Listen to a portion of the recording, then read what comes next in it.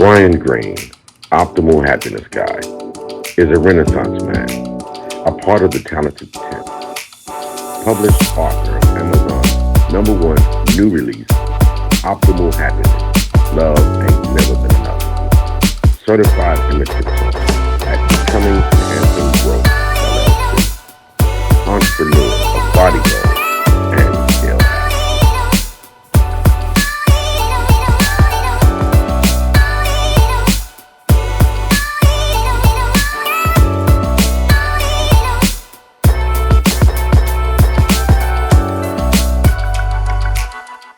Explain that whole idea behind when to introduce intimacy with the man that you're interested in. Yeah. So, like most of these things are like a sliding scale, right? There's no Okay. one answer that fits all or one size that fits all. But so it just depends on the kind of man that you're actually dealing with, right? So, but I mean, like, just understanding the dating dynamic and what you're up Okay. against. If you're not having sex with the man, he's probably not taking you seriously because sex is such a important part of a relationship and human dynamic and human reaction, human interaction. So, um, if that component is unknown and or not being fulfilled by said lady, then she's probably not being considered as a viable candidate or option at that point.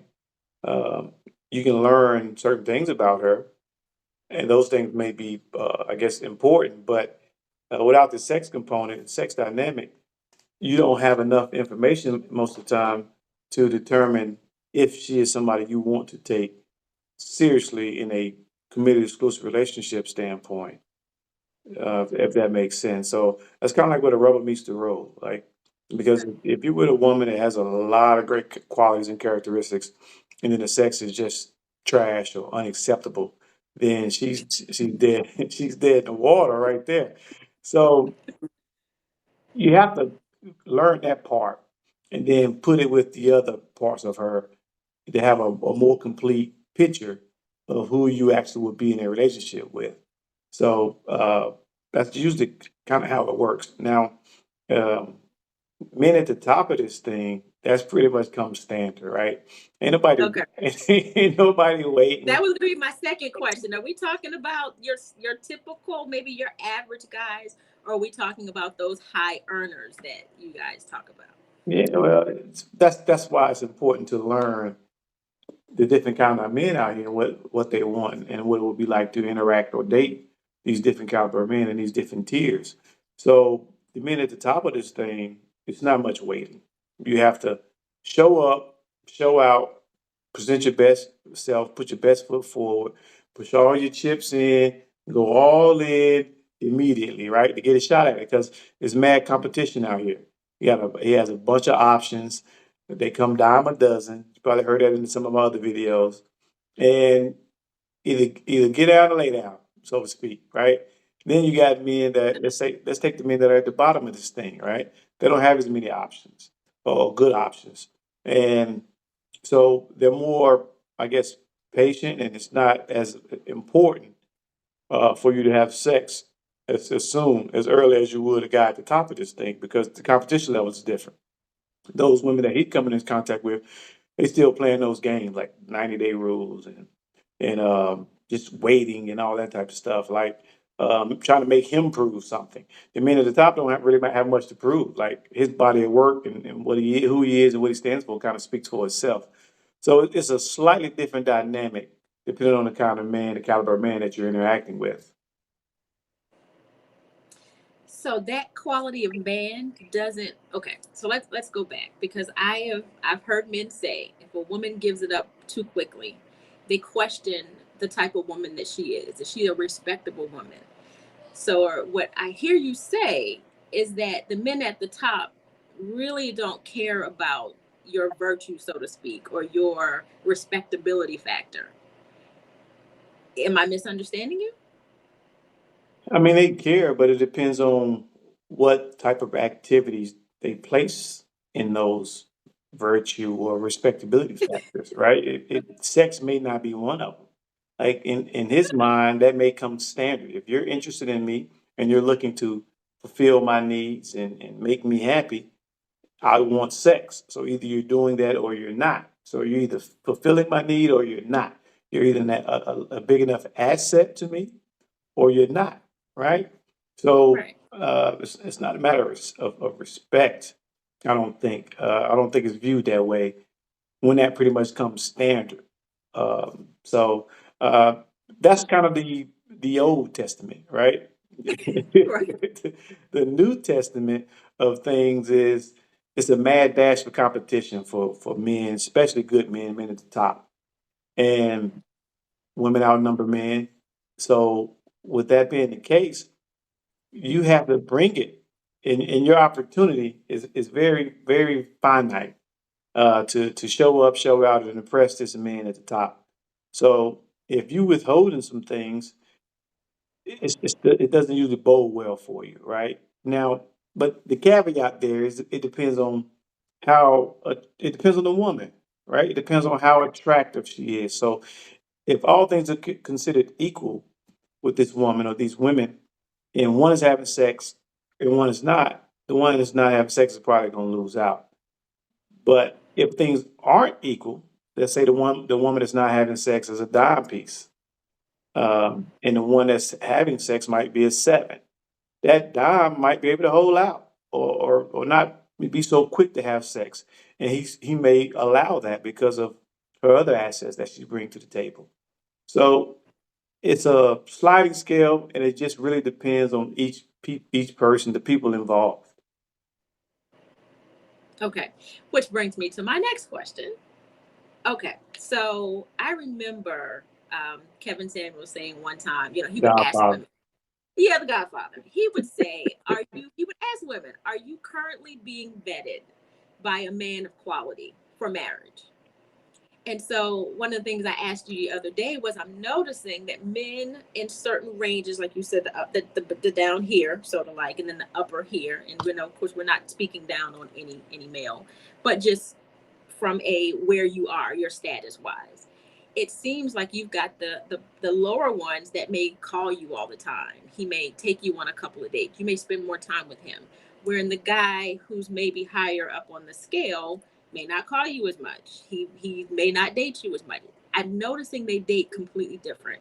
So how do you know when you're being vetted for something serious? Yeah, well, so he usually would tell you, right? Through the conversation you have, and women usually tend to ask the wrong questions or not the right questions. Like women may ask a man, "Do you want to be married?" And he said, "Yeah, I want to be married." And she said, "Okay, I want a husband, so we're on the same page." But that doesn't mean he's not interested. That doesn't mean he's interested in marrying you, or he wants to be married this year or next year, right? He may be married.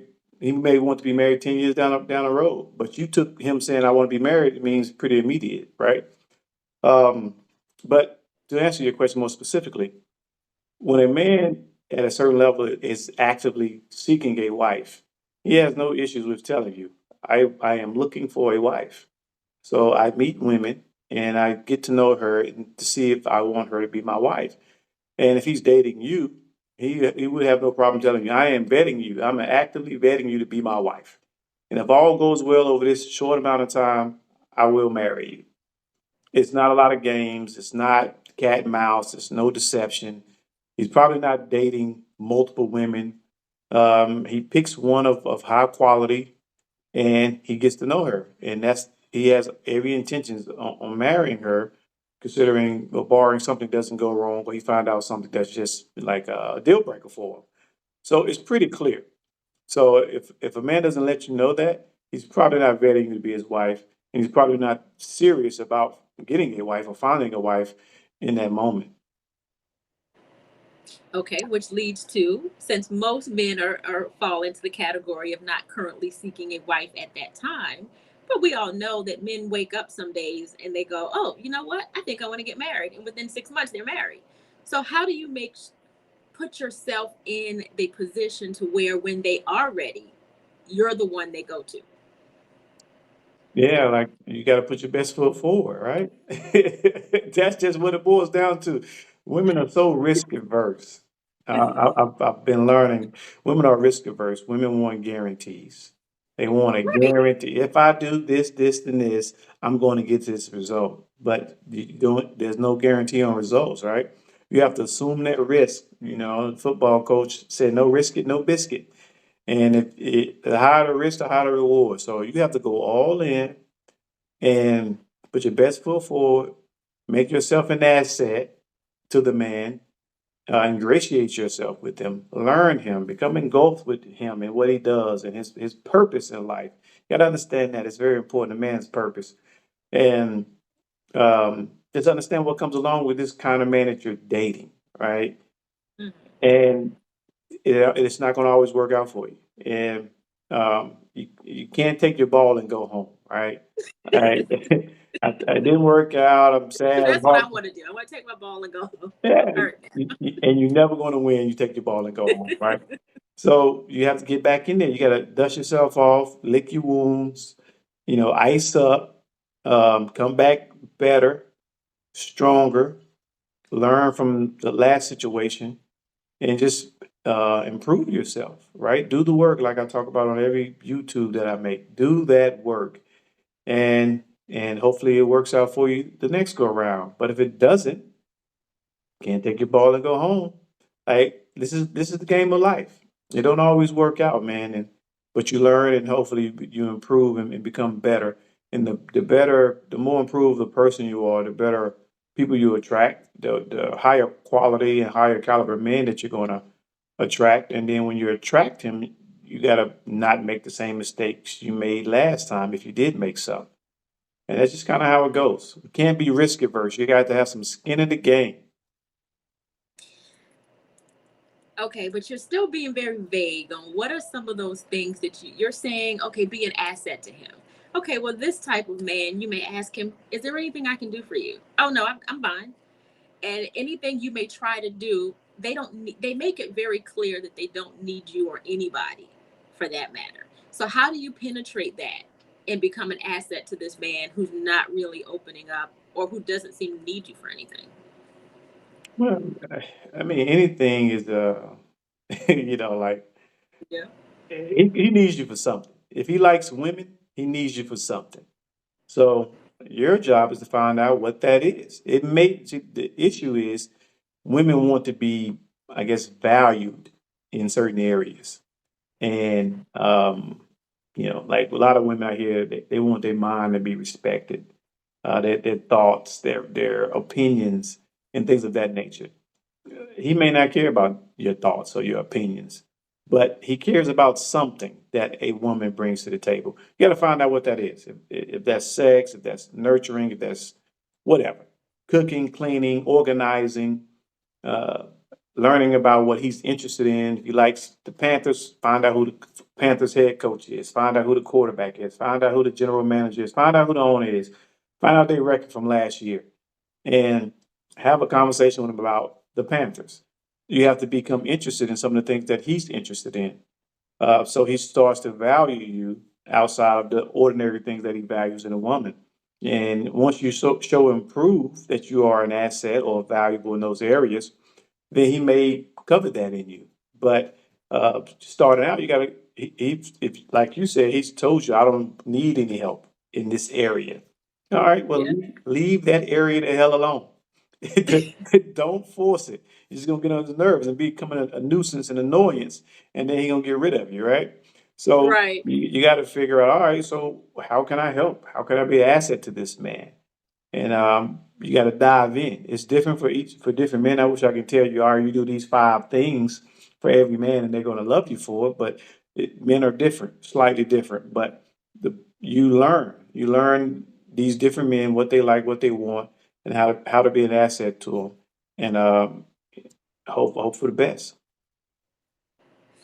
Okay, so with that being said, that brings up another key point. So there are these books out there, boundaries in dating so that you can protect your heart. And, you've got Christianity way of doing things, which is just wait until marriage because you don't want to. I think all of these things are put in place to protect your heart, right? Is what I'm gathering. But let's say for for women who are trying to figure this thing out in the safest way possible, what do you say to those women who are trying to put boundaries in place so that they can kind of gauge the dating process, or even that woman who's like, look, I've been there, done that.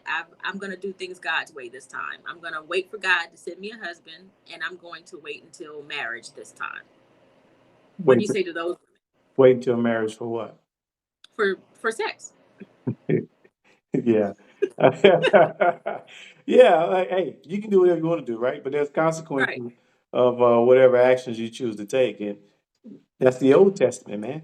And you can wait till marriage, but to have sex, but there's no point in waiting on a state that ain't never coming, right? And um, women don't tend to make the necessary concessions to get married. And until women do, the results are probably going to be very similar, right? So, Right. um, I mean, it it makes it less likely. It makes something that's already not likely even less likely. Now, if that increased your chances, then that would be the smart play. But it actually decreases your chances with most men. So I don't know. That's probably not a wise thing to do. But as far as playing it safe and uh, it it depends. You have to know the man. If this is you mentioned Christianity and things like that. If you're dealing with a man that is of that same belief system, then things may line up for you. But if you're not dealing with a man that has that belief system, then he's probably not going to go for it. He's going to look at you like you're crazy. So you got to make sure he walks it. If he's talking, you got to make sure he walks it as well and finds that of value. And if he finds, like I just said, if he finds that of value, then it could be an asset for you. But if he doesn't find it of value, then you're shooting yourself in the foot right from the start. So um, planning, there's no plan is safe. Like we're in a mad dash for competition for these men out here, especially quality men, right? And you got to go all in, move all your chips to the center of the table, and hope it works out for you. Like you can't. I hear women saying, "I'll do that for my husband," or I'm like, "You ain't gonna get no fucking husband." Like you're withholding things that you know men like and enjoy and expecting him to want to marry you. Like it doesn't work that way. You got to go all in, risk it all, and hopefully it works out for you. But that's not usually how it works, though. You can't withhold and wait till you married to have sex. Uh, just not a wise thing to do nowadays. Okay, so I get it. I get what you're saying. All right, but there has to be some ways to make a better decision with what you're doing, if that makes any sense. So, not saying you want to guarantee what the outcome is going to be, but there has to be a way that you can at least know if you're in there, if this is something that you should move your chips to the table.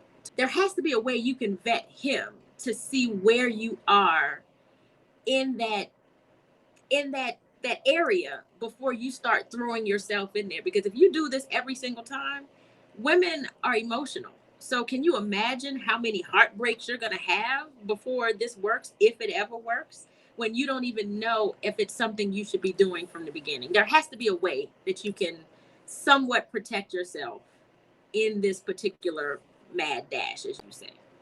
I mean, yeah, if there is, it would be in understanding the kind of men that you should be interacting with, that you should give your time to. I think women oftentimes are interacting or entertaining with men that they should not be entertaining. Um, Okay. that kind of goes along with the whole "when should a woman submit" topic that I had, and it's right from the start. And they ask me, well, why should I submit to a man that I don't know this about and that about, blah blah blah blah blah. I want him to prove himself worthy of my submission first. And I said, okay, well, why are you dealing with that man? Like, these should be men that are quality. Start getting to know that man. If it's a man that you should not be dealing with at all, then you're dead in the water right from the start. So I guess to safeguard yourself as much as possible, you have to, I guess, make sure you're only giving quality men up to your standard your time. But after that, it's a crapshoot. Like, Right, the, you can't. It has to be some. What are some questions you can ask then? Like, what do you? What are some questions you can ask to find out like what he's really thinking about you? yeah, I mean, it's just nothing. You can't because their standard of quality, and then get started getting to know. You can ask whatever you want to ask. It doesn't matter if he's going to be truthful or not. And if he has an agenda with you, he's going to exercise his agenda. He's not going to say, "All right, well, if I answer this, and it's going to hurt my agenda 9 times out of 10." That's just not how human nature works. So you got to understand human nature. But I think you can do asking whatever you want to ask and hearing what he says, but also making sure his actions match what he says. One without the other is not a good indicator because you could take, he may treat you very well. And you may take that as, oh, he likes me, he wants to be with me. But he may treat all women very well. So in that case, you saw the actions. Now you need his words to match those actions. Like, do you actually like me? Like, what do you think of me? Am I the and a good question is, um, what kind of women do you typically date? That's a good question. How do they typically look? What's your type? And then, okay, you got some traction. You're working with something here. So that's a good question to ask. What kind of women you date? I even ask for pictures. Like, let me see the last two guys you were in a relationship with. See what they look like. And so if a woman does that and you see you're the exact opposite of what his last two girlfriends, unless he's just looking for a change, then he's probably not considering you to be his girlfriend. You may be that low hanging fruit or the low hanging vegetables out there that he's using to scratch his itch. So those are a couple things that you can do. Okay, so basically, nothing is what you're saying. You just have to just be tough and go into this thing and take your emotions out of it. I mean, I don't know if you can take your emotions out of it. You just got to understand that this is a risk. But if the risk work pans out, it was well worth it, right? I think the most important thing to do is to do the work, though. Work on yourself, uh, master your look, right? Present your best self, be feminine, be nurturing, be agreeable. Don't disagree to just be disagreeing.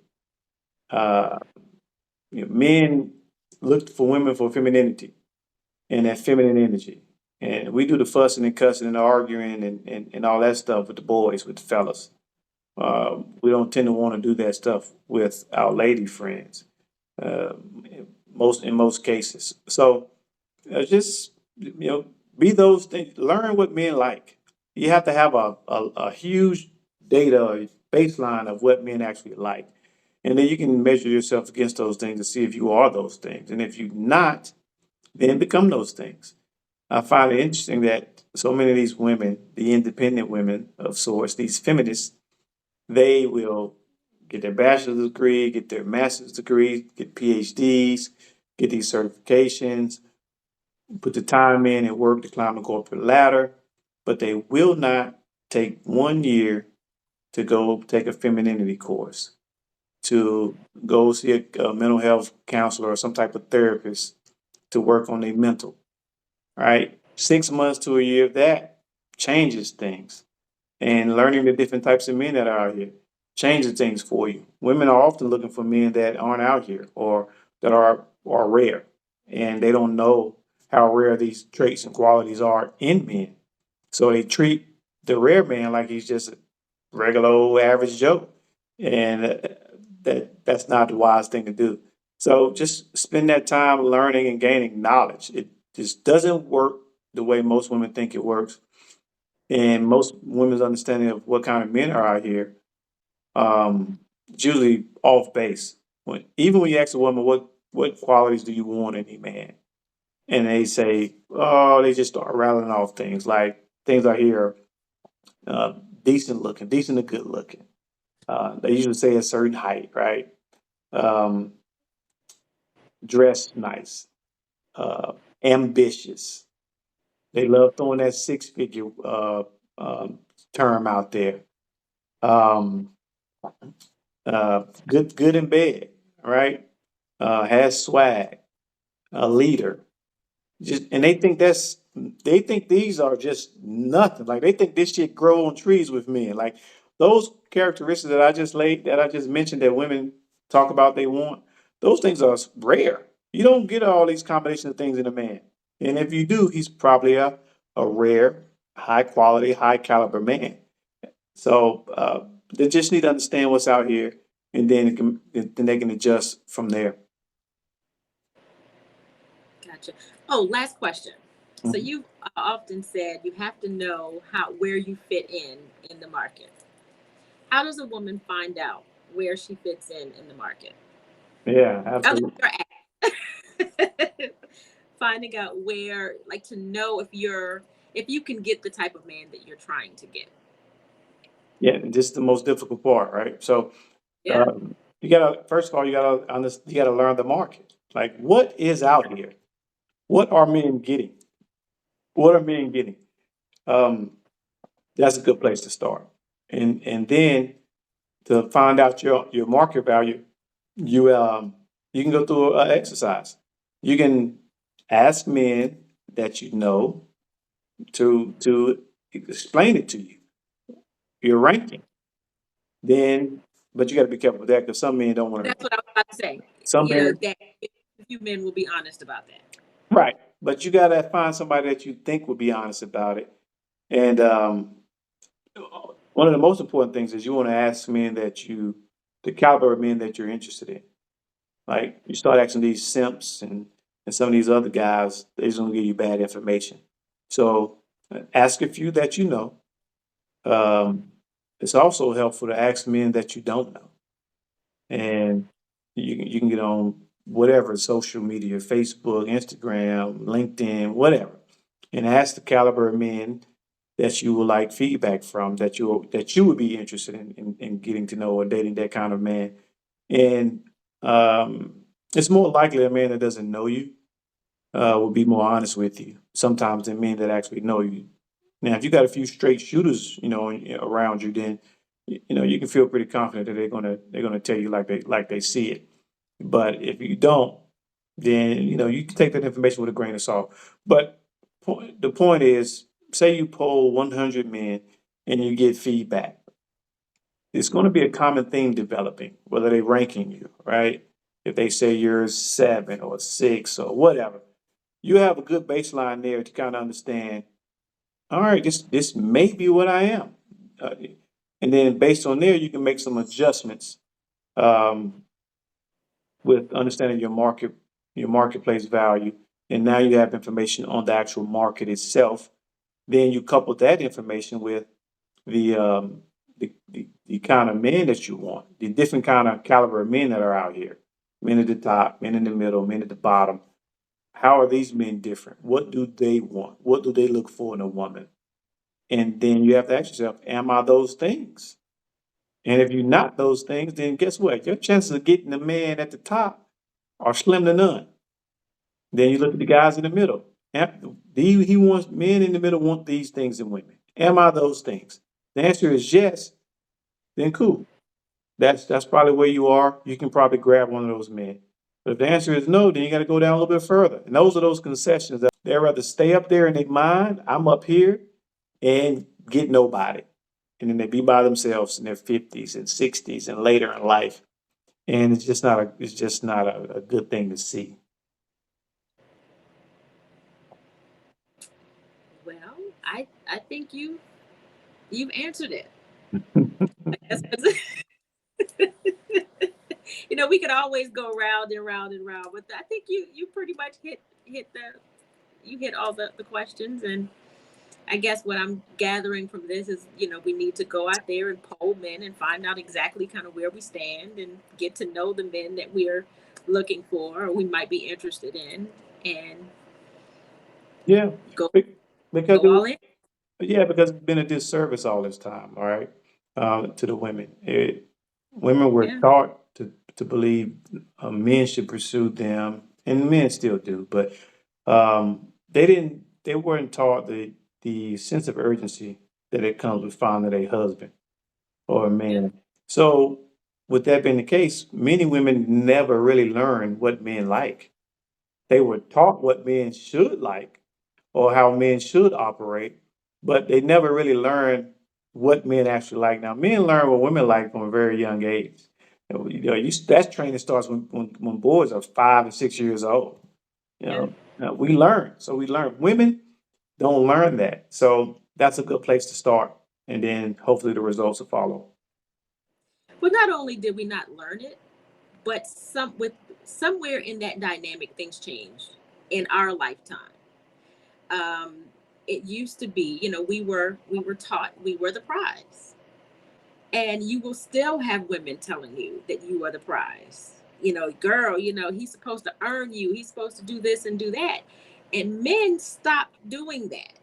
And so now we're looking like, okay, well, the dynamic shift, and some of us are realizing that it did shift. Well, what do we do about it? Because when women own the media, so women are still posting what the 10 ways to get a man or the 5 things to do this.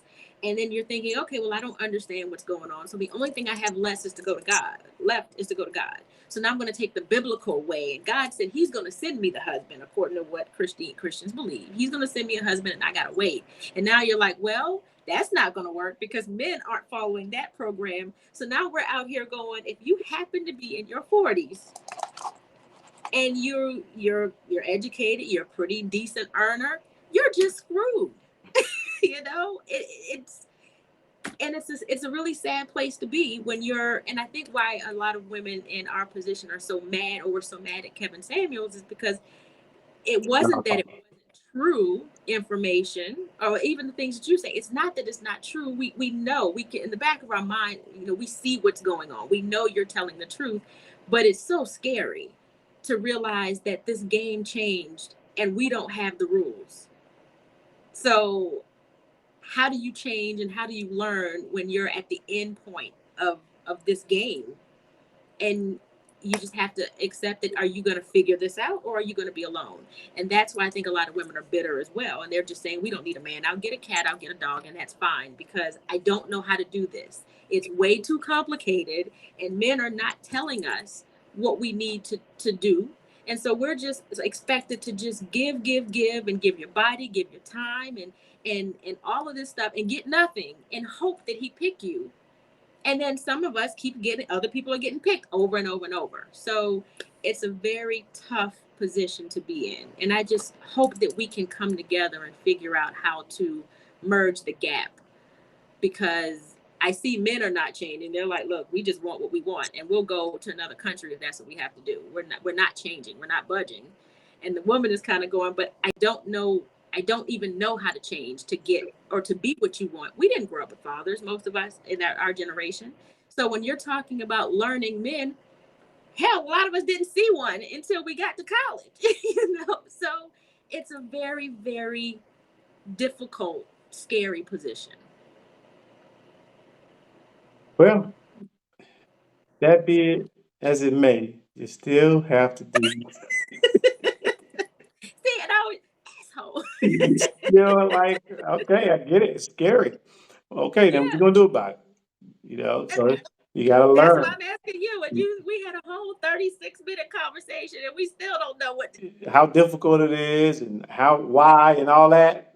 It is what it is. Now it's time to okay, figure this thing out. I got to do the work and get out here and make something happen.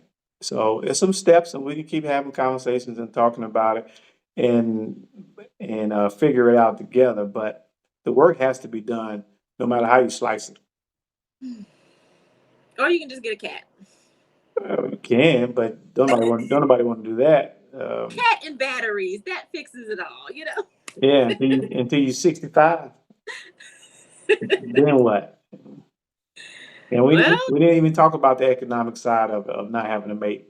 So let's not even go there. yeah, That's that's the other part of it. Yeah. exactly. So And winter is here. Wasn't that what the Godfather said? Winter is coming. Well, it's here. Trust. So we've got to figure this out for survival at this point. And I think a lot of women don't even understand how serious that part of it is. It's not just I want to be married for the look of it. Now with survival, how are you going to make it? You can't make it on one income anymore. So true. So talk to So your sisters. I'm talking to them. You talk to them. And hey, until I figure it out, I can't talk to him. When I get that ring, then I'll start talking a whole lot. but But until then, I'm in the same boat. well, but sometimes it's about taking steps, right? I was doing these things. Now I no longer do these things. I am now doing these things that are going to help me get better results. I've recognized I was doing things the wrong way and I'm changing. I'm still working, but I've changed. So, and I'm doing the work. That's a powerful message. You don't have to have a full fledged husband. You can just say, hey, I recognize there are my ways and I'm working to do things differently and I'm learning. Hey, I'm signing up for this femininity course. Why don't you join me? Hey, I'm getting this relationship coach to help me with this. I'm seeing this therapist. Have you considered it? So just have these conversations and talk about steps that you're taking to make these improvements and changes are powerful as well. Well, like always, I thank you because, like you said, there's not a lot of women don't have men in their life that really can tell them the truth. And so I thank you for always being that person that I can say, look, Brian, what's going on? And sometimes I get mad at you, but you will. I know that you're going to give good information at the end of the day. Might not, you agree with everything, but for the most part, thank you for being that guy.